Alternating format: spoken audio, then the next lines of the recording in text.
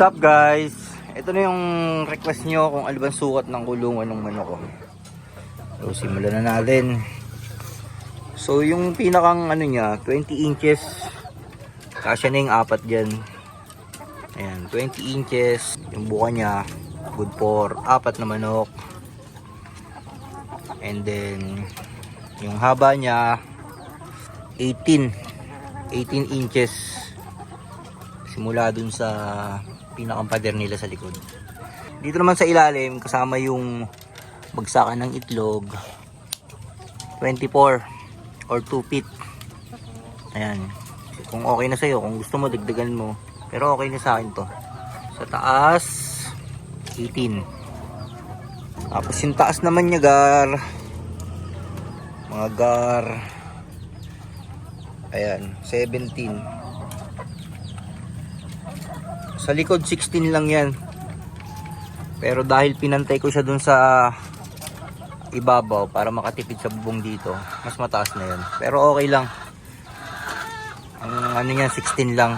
Malaki dito sa unahan kasi pabukay. Ayan. Ito namang floor ko, pababa siya.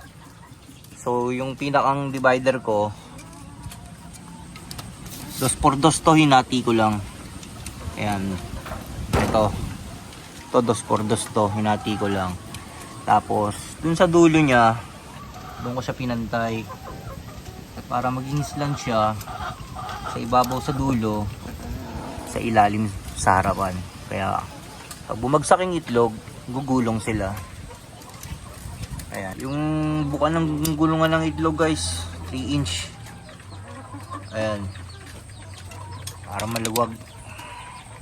And tapos yung taas naman niya, actually yung taas niya nakadepende sa inyo kung saan kayo komportable maglinis, or nakadepende sa pinakang bahay kung gaano kataas yung taas nyo. Tapos ito namang mga painuman, ako lang gumawa nito, ginaya ko lang din. Ayan, sa painuman naman guys, nakakabili na itong nipple ringer.